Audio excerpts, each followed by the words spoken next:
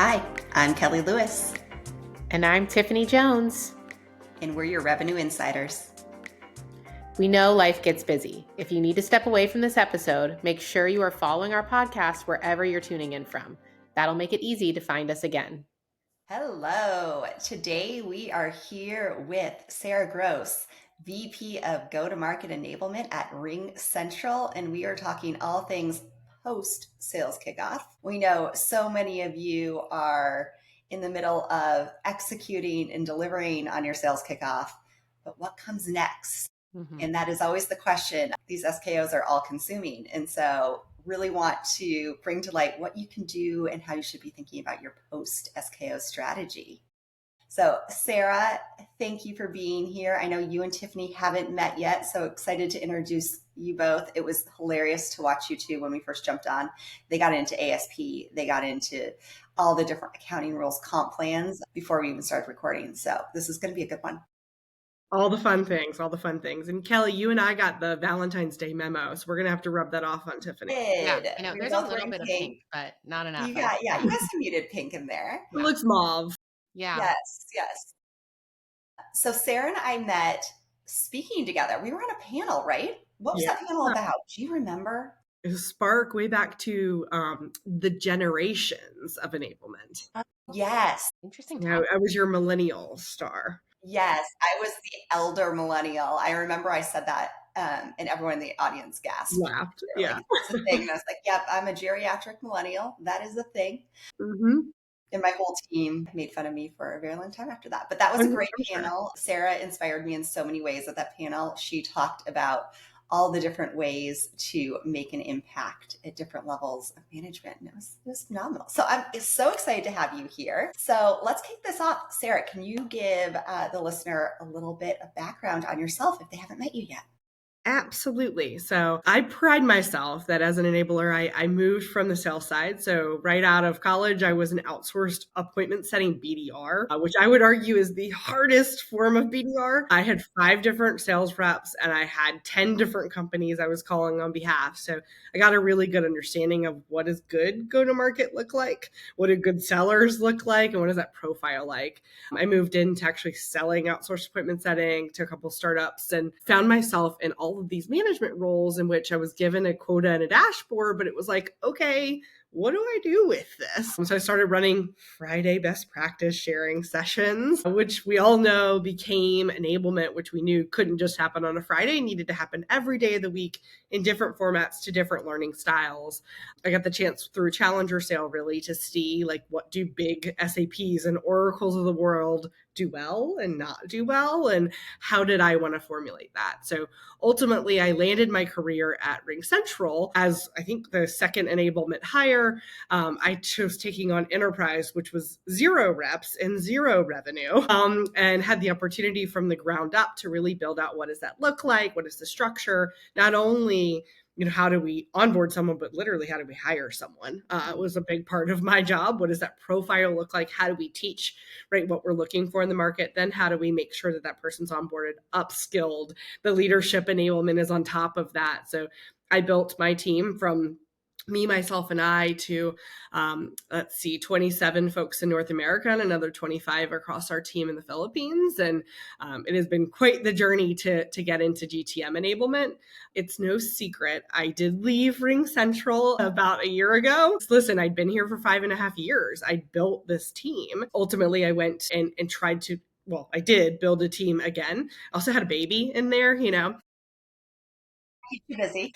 I came back to RingCentral because I realized how different it is when a company is truly bought into enablement versus says they need enablement. Actually saw a really good post this morning of if you're interviewing for an enablement role, right, what are the types of things you really need to dive into? And it's not just, our board told us we need enablement or our CEO wants it, right? What does that mean? What is onboarding? What is upskilling? How are you thinking about sales plays? What is the go-to-market current structure from an ops, from a marketing, from a product perspective to support you in doing that and making sure that you have the right structure to be successful? So it's funny because in my opinion, enablement's the most commonly used word in a lot of boardroom conversations. But what does that mean? And do we have the right structure to support that in functionality? And I'll tell you, RingCentral did and still does, which is what brought me back. When I left, there was an operational element missing. And that was since solved, which is what brought me back to that. So I know it was a very long career journey of Sarah Gross, but hopefully helps the audience in understanding like what kind of perspective I can bring to the table. Yeah, I mean, so such an interesting career. And I think the boomerang aspect of leaving RingCentral and coming back, I have not done a boomerang myself, but it's always top of mind, I feel like, for people, especially Kelly and I predicted in one of our latest episodes, Kelly specifically, that there's another great resignation going to happen. I think that boomerang is going to be on a lot of people's minds, whether you went to a startup and then you're craving maybe the structure of a bigger company that you left or something else is going on. I do think that that's an interesting part of your career to hear your why behind it. Yeah, in this whole private public thing, I see a lot of folks doing. I see a lot of enablers go and try the private and realize, oh shit, like if you don't have a strong marketing, product, and operations team, enablement becomes wishy-washy because you end up doing the ops, you end up doing the marketing, and then you're not doing what you're core good at. And I think what makes enablers so awesome is that we're so good at what we do. But I think when you try to be a marketer, all of a sudden you're really outside of your depths, and we like to be good at what we do. And so we fail very quickly. Yeah, that's fair. I think that's a good thought to take away around like what support is around you when you're thinking about like leaving or going somewhere. Like what are the missing pieces or what feels solid? Yeah, 100%. I always say if they are not in your interview process introducing you to who your counterparts would be, red flag. Look those people up on LinkedIn, go be asking how they work with enablement today. And if they don't have a good answer, there's probably something that's amiss there in the alignment. Yeah. So speaking of the people that you align with, Kickoff takes everyone under the sun normally to produce successfully. I'm in the midst of planning our kickoff with my wonderful enablement team. I'm sure you are as well, Sarah, as many other people are at this point in time. It's a fun and stressful point for everyone. But we want to talk about post-sales kickoff today. What does that look like? Why is it important? For me, first thing on my list is a nap, maybe like a massage. Like it's like a take a breath, but I don't think that's what we mean when we say post-sales kickoff for the field. You should do those things though. Yeah, You should definitely do those things. Yeah. I always, it's hard because like my husband's birthday is in the middle of January. It's always like the worst timing of all of the things. This year it's his 40th, plus our kickoff just moved from virtual to live. So it's, all the things all at once. I'm but stressed for you right now. I'm stressed. I'm so stressed for you. And toddler, just throw it all in there. Yeah. So I'm going to schedule like 20 massages in February is the answer. Right. But all joking aside, you asked about post kickoff. I would say it starts with pre-kickoff though, right? Did you do pre-work to set the foundation of what the learning concepts were? Then it's, do we have that live shiny event where everyone's hitting stage and you're worried about your hair and your makeup and all the fun things. But the point is right, creating those post-learning moments. I'm a big fan of kind of teach, try, tailor, right? Okay. So in the beginning, you want to teach them what to expect. In the live session, you want to actually teach the content at hand that supports those initial topics. And then try and tailor after the fact, where tailor is that leadership-led motion of how do we coach using our CI tool? How do we really start to look for certain things in conversations and ultimately identify the reps that are productive and not productive? And let's profile those so that we can run those additional enablement cycles across the year. So the try and the tailor are my post event. This year, our try motion, we're integrating in live role play using AI. So starting to really dip our toes into that world. So every single breakout topic as part of kickoff requires a AI-led role play so that there's a did you get it motion. And then those get reviewed by managers that have a coaching guide for each of those try motions. Before we move on, you said the acronym CI, just clarifying that for everyone. That's conversation intelligence. Is that what you were referring to? You got it. Yes. I'm sorry. Sometimes I use these crazy acronyms. We love acronyms in go-to-market in GTM. So Sarah, you are very well known in the enablement community. You talk to enablement professionals all the time. when you're talking to them, what do you hear? What traps are enablement teams falling into when they think about their post-event strategy? I'd say a big trap is that we try to do too much at kickoff that you can't follow up on. So thing one is, how can I take all, everyone has an opinion of what the sales team or team needs to know at kickoff. How can you start to bucket those so that you can thematically have that follow up? So as an example, we've got revenue driving skills. We also have verticals. We also have go-to-market messaging, right? So that way I can have a thematic follow up after the fact. The biggest thing I'm hearing from a lot of enablers right now on kickoff is it's too product driven. A lot of companies launched a lot of products and they want the team to know everything about them, right? But the reality is we as enablers know that humans don't learn by just seeing a demo and thinking they're going to be a monkey and repeat that information, right? You have to break it down into their individual roles and what it means and the why behind that. So I've been spending a lot of time with enablers helping them drive their product team to, Kelly, why did we develop this product, this feature, this structure, right, within it? Because if you understand the why, that makes it human and that makes us have the ability to explain it to the team. But product folks and marketing folks typically don't start with the why, they start with the what. So really driving to that why. And if we don't know the why, then it shouldn't be at kickoff. Yeah. Yeah. And I see oftentimes marketing, so you'll ask marketing what the why is, or enablement will assume what the why is. What you actually have to do there is ask your sales leaders, what is the why here? From your perspective, what's the why? So you're making sure you're speaking their exact language and where their headspace is at. Or the customers, like asking using some of that customer led information. I think back to conversation we had with Tanya Fadul, like putting your customers there, I think is the other important for the why, because that's what, then it resonates when you're telling your salespeople, this is the why you need to care about. Totally agree. I always ask the person who is bringing me said information, because if they don't know it, that leads me to bring in my sales and my customer success team to understand, does this matter to you? Have you heard this in customer conversations? And I go back to our call intelligence. Like that's a really powerful tool for enablers. Someone came to me and was like, you need to roll out this integration. Well, I looked up in the last 1,000 sales calls that have happened, was anything like this brought up? And it wasn't, right? So what is the market fit that we're really uncovering? But I totally agree with you, Kelly, is first is my sales and my CS, and then how do I bring in that customer perspective everywhere that I possibly can? I love that orientation of the what and why. What we've been focused on specifically for the kickoff we're planning right now is what, how, and why. And our orientation is we should be delivering the what ahead of time. And like the how and the why are very impactful in person, to your point on the why. And like what is something, to your point on pre-work, that you can be delivering, like you can drip ahead of time and consume like in the however you need to as an individual to really like then drill in on what matters when you're in person, or pulling everyone together virtually and taking time off the calendar in a large chunk. Yeah, I like that. I like things in threes in general. What, how, and why is kind of the same concept behind teach, try, tailor. Yeah. In the sense of those teaching motions, let someone consume that beforehand so that we spend the time actually going through the change motion when we're all together. Okay, Sarah, you mentioned one thing that was very interesting and I think is very timely. You're using AI role play as part of your follow-up activity. I think a lot of enablement teams are looking at that. There are so many different products on the market for this. How are you thinking about that, and how are your sellers reacting to it? Yeah.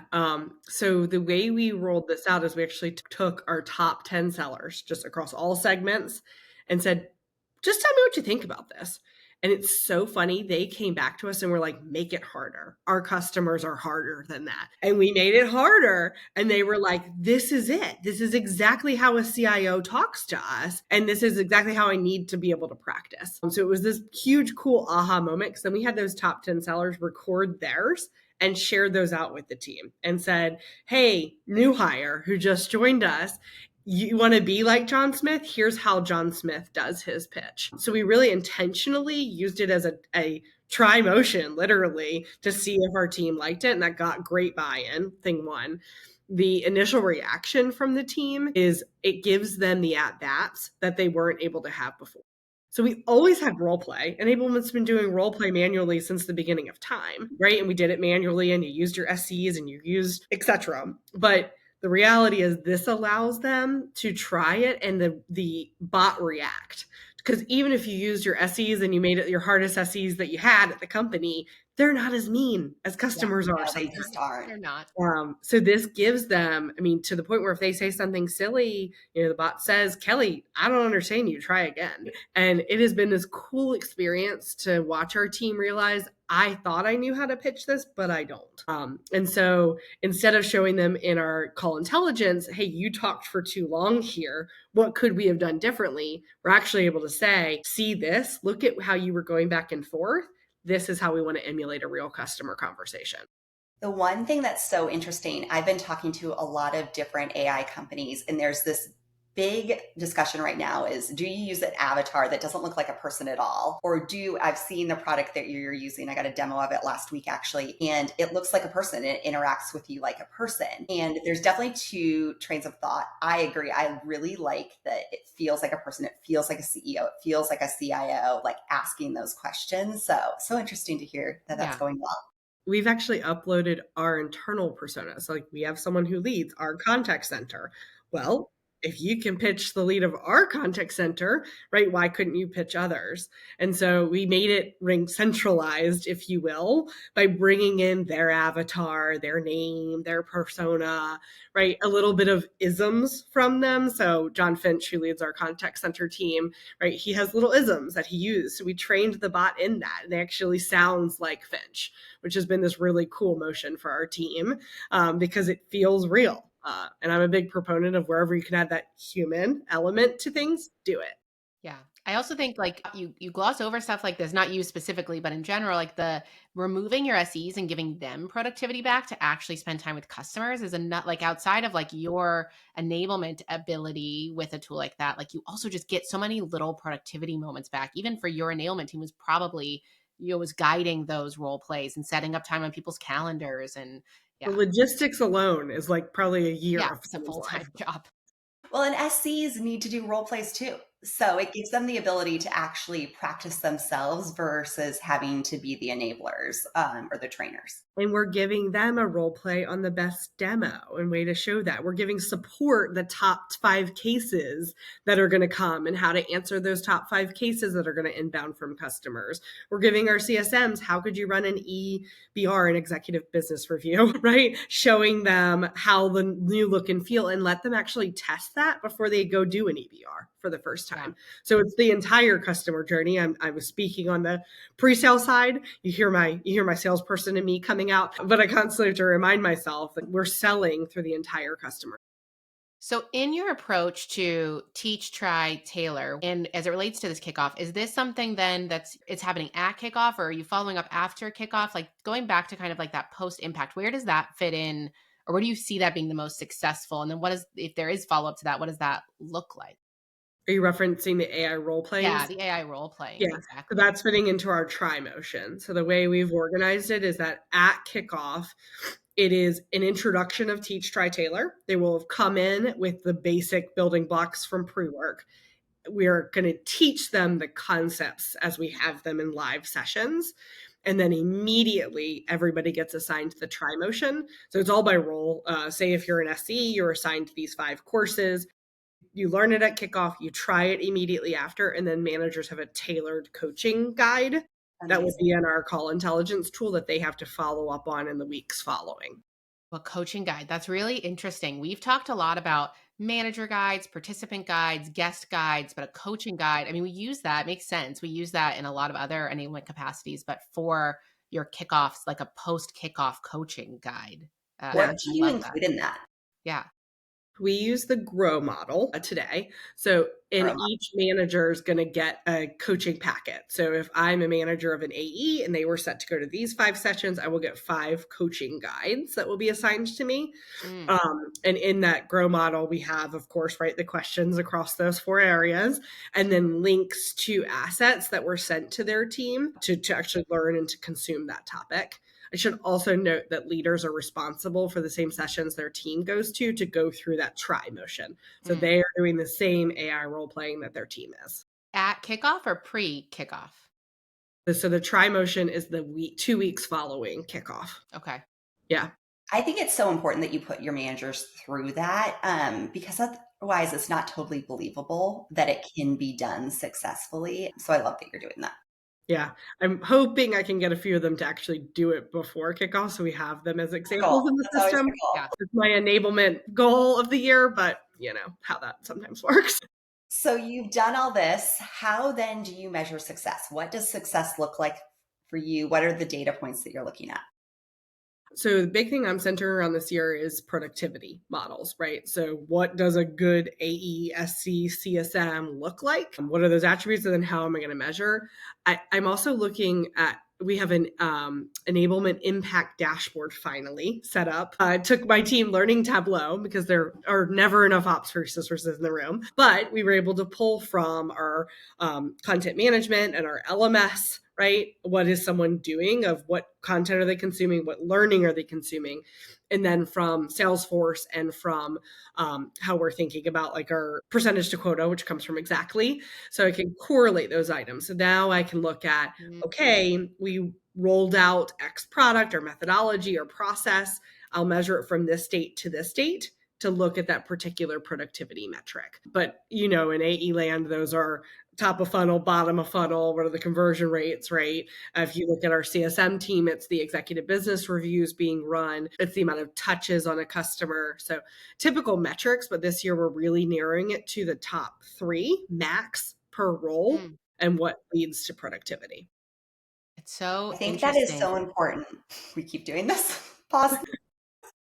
You go. Okay, then you can go. I'm going to let you cough. Are you done? Oh, good. So one thing we talked about before we jumped on the podcast was how enablement is coming up in the boardroom and your ability to have those metrics and share those dashboards in a boardroom setting is, I think, the goal of every enabler out there, every CRO actually out there. How did you make that happen? I think that sounds so overwhelming, especially if you're a team of 4 versus your team of almost 50 combined. How did you approach it? Hard. Not easy. Listen, I don't know there's magic sauce. I will tell you, folks out there that are one-person enablement shops, I would align to the dashboard that your sales leader looks at every day. I always say, Kelly, Tiffany, when you wake up in the morning, what is the first thing that you look at? That's the thing you want to be measuring yourself against and being able to report on. And that should already be something that the sales ops team is doing. As you evolve, and I think you're a larger shop like we are, it becomes not only, there's a lot of different functions. I've got an e-learning team. I have someone focused on leadership development. Like it's not just sales anymore. It's not just the dashboard that one leader cares about. It's that 50 leaders care about, and all 50 of those leaders the board cares about are happy, right? So all of a sudden I have to start pulling across different boards. I will say, I do think having our LMS and CMS combined helped me have those in one place. I also think that trying to narrow it to just the top 2 or 3 by role helped us in putting it together. So it is a more simplified view. Like, can I go in there and say this productivity model is everything that my team does? Absolutely not. We've got corporate onboarding, leadership development. I mean, we have people doing a lot of different things. So it's hard for me, Kelly, because sometimes I feel like I'm underrepresenting my team. That said, I immediately gain credibility because I'm talking in metrics and I'm talking in the language of that room. So I'm able to then be able to present projects that don't necessarily fit into that productivity model that my team is doing and showcase how impactful enablement is to the whole org. So I think what we all struggle with is I'm oversimplifying all of the impact that we have. That doesn't matter because it's giving you the platform because you know you're driving. As an example, we ran one of the big things we do every quarter is we align to each leader the same way that they buy, right? So we run the sales process on them. We do a mutual plan. We understand their major challenges. We outline and prioritize those together. And then those priorities become the enablement plan for the quarter. So we're doing that at the bottom, if you think about it that way. And then at the top, measuring the same numbers that our C staff cares about. And in between, yes, there are things that get missed in those 2 perspectives, but it's creating the credibility in both of those audiences. Kelly, did that answer your question? No, it absolutely did. And I actually, two nuggets that I took away from it is asking your CRO, what is the first metric you look at when you wake up? That's such an easy way to simplify it. And I think you hit on something that I think we all face is you want to show everything you're doing because as enablers, we have so many balls in the air at any given time. But being dedicated to just showing that simplified story so you at least get the platform is huge. So I learned that from you. I think that is something everyone can take away. Thing one, you just got to get in the room. Well, and I Once you're in the think room, you can expand. you're talking about, Sarah, though, is so interesting and I feel like applies to the broader, like, how do you show success of enablement, like outside of kickoff? And I struggle sometimes because kickoff is such an expense. Like, and you often, I mean, I think many of us have found ourselves arguing in favor of it and like having to have those arguments in the last few years. It wasn't an easy yes anymore. And when one of the things, I have a mighty team of 4, they are wonderful and they do the work of 50, it feels like most days.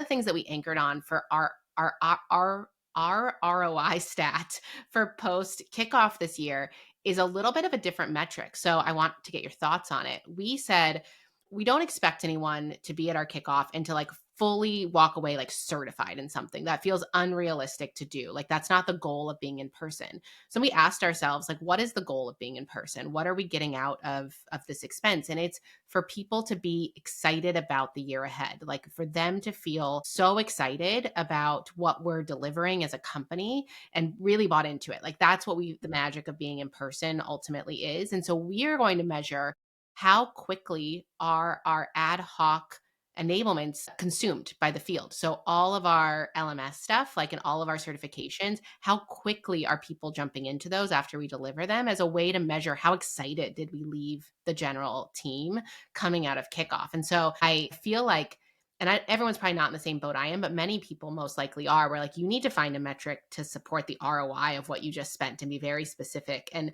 the answer is not how many people are certified on your new AI product that your company just launched or whatever that might look like. Cause it's frankly unrealistic. And you have to define something ahead of that, or that's going to be the expectation.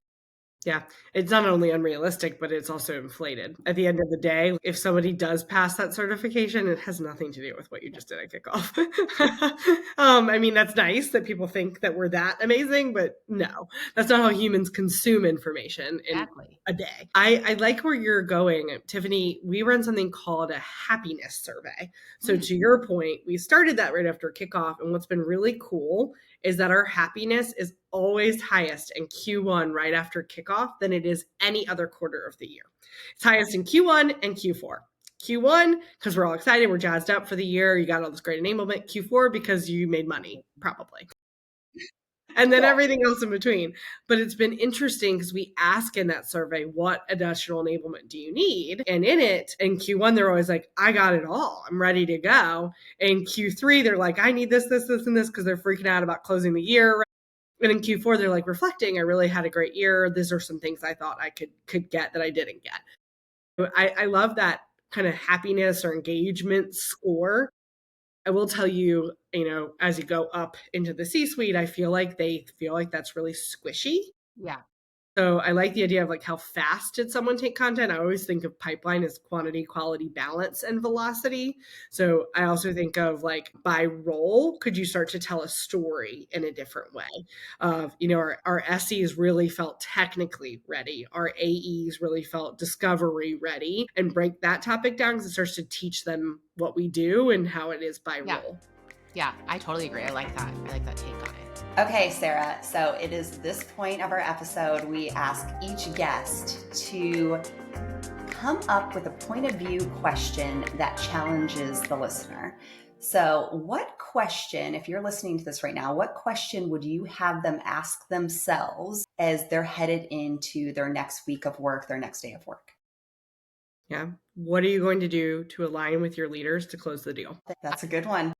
And I'm going to take that away and think about the way you positioned it around like you using the sales process on them. Like that's a nugget for me to go like pick apart there and figure out like how we do that to get to what you just asked. So it's good homework. It's so easy when we're quote unquote not in sales, right? To think that we can leave that behind. But the best enablers that I know keep that in the forefront of their mind. Even if you're on the post-sale side, I know it's a sales process, but we all use it throughout the whole customer journey, right? But we're constantly reconfirming with our buyers that we are in alignment. And if you are constantly doing that, I promise you're not going to end up on the RIF list or the this list or the that list, right? You'll end up in a place, if enablement is important to the company and you're aligned with your buyers, you're going to end up in a place of greatness. I love that. Well, Sarah, this has been amazing. I always learn so much from you. So thank you for joining us. Thank you, ladies. Everyone. If you're enjoying the Revenue Insiders, we'd love your support. Follow us, rate, and leave us a review on Apple Podcasts, Spotify, or YouTube. Your feedback helps us grow and reach more listeners like you.